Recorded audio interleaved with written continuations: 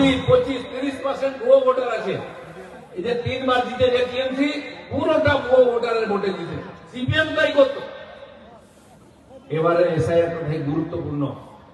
Election commission বলছে একটা নামও ভোট উঠতে দেবো না, আর অরিজিনাল ভোটারকে বাদ দেবো না।